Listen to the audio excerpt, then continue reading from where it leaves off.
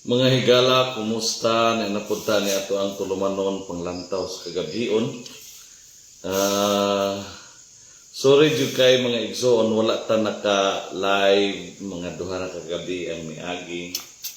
Tungod kay kini niyo igsoon pertigyong bisiha. Niya didto mi sa Bitinan National High School for 3 days, ikatulok adlaw karon. Walay signal dito dayon kining inyong igsoon busy kaayo gumikan sa seminar nga gipahigayon sa ato ang Department of Education bahin sa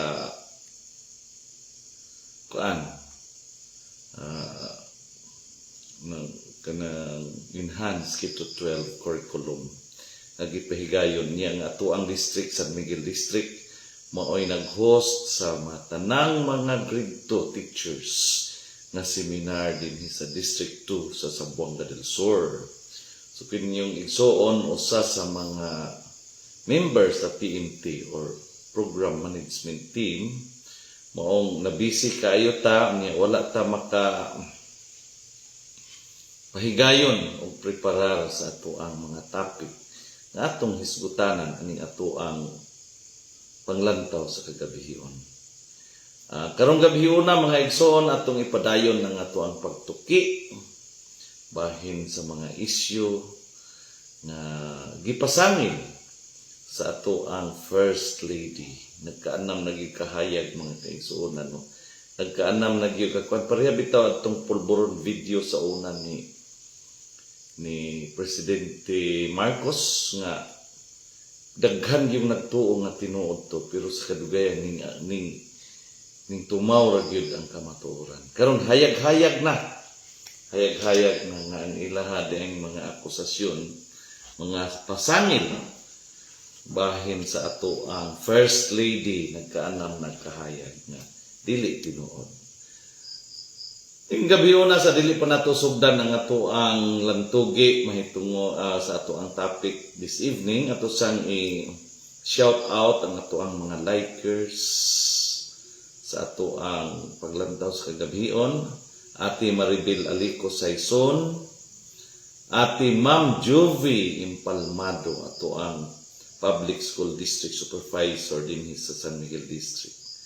Ruina Isumandag, Ma'am Bernadette Martinez Tanduyan of Seattle, USA, Marilo P. Faustino, Pastora Inarlita Manta, sa Bitinan Alliance Church, Pastor Yong Munlion Makigangay Jr. of Sayog Christian Fellowship, Aris Glyn Braga Galaw, Kuya Marlo Joey Fernan, Kuya John Impal Sumiog, and Blessing Dominic. Morning, daghang salamat mga sir, ma'am, kuya, ate sa inyong pagsunod o pag-like sa ato ang live video matagabi. Karong gabi na atong topic is about when silence claims innocence, the price of a nation's blind eye. Sa katawhan nga nabusog sa kasaba sa politika, usahay ang hilom mahimong labing makusog nga pahayag. When the world shouts accusations and you choose silence, not out of guilt, but out of dignity. Are you still guilty? Or is your silence a form of resistance? Is your calmness a quiet strength? In the eye of a digital storm, the First Lady, Lisa Aranita Marcos, stood still, calm and silent. For some, that silence screamed guilt, but for many others, it echoed restraint, class, and a deep understanding that not every noise deserves a response. Sa atong kapanahunan karon, wala na sa korte ang husay. Naa na sa newsfeed. Naa sa mga memes. Naa sa mga comment sections. And the First Lady, being a public figure, is not spared from this new kind of public tribunal. But in a society that thrives on rumors, silence is not weakness, it's wisdom. The Bible says in Proverbs chapter 17, verse 28, even fools are thought wise if they keep silent, and discerning if they hold their tongues. Yet today, those who are silent are declared guilty. Those who do not rant, those who do not defend themselves on Facebook, are painted with colors they never choose. This is what happened to the First Lady. When fashion figure Paulo Tantoco died, some conspiracy theories quickly, almost cruelly, linked his death to the First Lady. What was the connection? There was none. Only innuendos, only suspicion, only the appetite of public eager for a scapegoat. Ang kamatayon sa katao gihimong pulutan sa politika. And the most painful part, we turn silence into confession. But under Philippine law, specifically under the revised penal code, he who imputes a crime without evidence under Article 358 and 359, libel and slander may be held criminally liable. Walay ebidensya, walay basihan, only the malicious linkages that destroy reputations, not based on facts, but on feelings. Let's ask, why did the First Lady remain silent? Because as a lawyer, as someone who understands the gravity of defamation, she knows that dignity is not proved by debates on TikTok. Dignity is lived, not posted. Isaiah chapter 53 verse 7 says on the suffering servant, he has oppressed the afflicted, yet he did not open his mouth. It takes strength to speak, yes, but it takes greater strength not to. Some say, kung wala kay sala, dapat mo istorya ka. But sometimes, kung mo istorya ka, masabtan lang ug lahi. The First Lady knew the louder the accusation, the more foolish the debate becomes. Have we become a nation that hates because of fashionable? Nakahinumdum ba mo ni Jesus og sa mga tao nga misinggit? Crucify him. The same people who pressed him were the ones who wanted him dead. Why? Because mob mentality is real. It thrives even today. Silence in the context of accusations is often misread as guilt. But in truth, it is sometimes the most graceful protest. John chapter 8 verse 7 reminds us, "He who is without sin among you, let him cast the first stone." But social media has no pause button.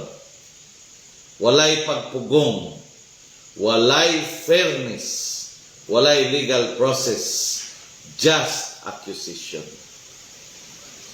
Let's be honest. Lisa Aranita Marcos was not just attacked for who she is, but for who she married. The name Marcos, even decades later, is enough to provoke both loyalty and hatred, but must for her surname. She was accused, vilified, insulted without due process, na drawn out without proof, and still she chose silence. That silence, I believe, is not cowardice. It is her message. I will not fight man with man. Usog kayong ulan sa gawas ng mga. Sa balaod, ano na gitawag nga right against self-incrimination.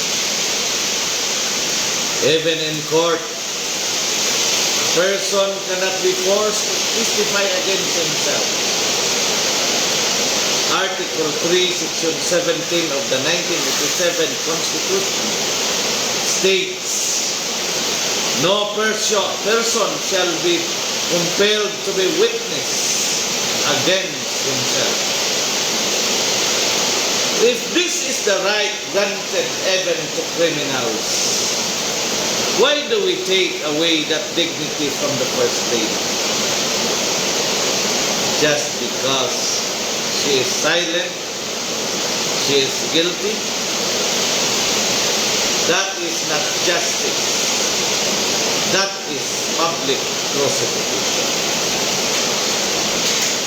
Kung ang usa ka tawo nga hilomon, respetado ug lig-on ang dignidad atong pasaningan sa lahat na walay ebidensya, unsa na lang kaha ang ordinaryong Pilipino. If this can happen to the First Lady, it can happen to you. This is not just about defending her name. This is about defending due process, human dignity, and the rule of law. Let us not normalize the culture of accusation without validation. That is not democracy. That is digital mob rule. When silence claims innocence, the price of a nation's blind eye. The title of tonight's episode, or the title of tonight's episode, is not just about defending one woman. It's about confronting a culture that punishes silence and rewards noise. Silence is not always guilt, and noise is not always true. Ecclesiastes chapter 3 verse 7 reminds us, there is a time to be silent and a time to speak. For the First Lady, her silence was her truth, and we must learn to respect that even if we don't understand it. Mga igsoon, mga kaigsuonan sa nason, think before you click. Verify before you vilify. Reflect before you react. Defend not just a name, but the values of fairness, truth, and justice. Dili tungod kay hilom ang usa ka tawo, guilty na siya. Dili tungod kay Marcos ang apelyido, dautan na siya. Sometimes, silence is not unscathed, it is a shade. And for the First Lady, that silence is not surrender, it is strength. Daghang salamat. Until next episode, this is Panglantaw sa Kagabian. Din ang kangit-ngit sa kamatuoran, mudanag bisan pa sa kangit-ngit. O din ang kahayag sa kamatuoran, mudanag bisan pa sa kangit-ngit. Your voice is in the night, your truth in the noise.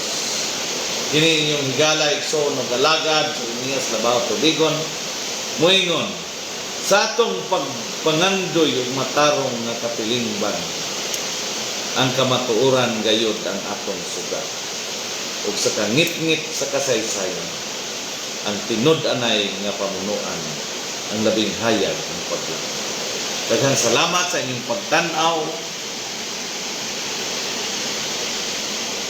ug pagpaminaw. Ang Diyos magapanalangin ug magapanalangin ug magapanalangin kanatong tanan. Daghang salamat ug maayong gabi.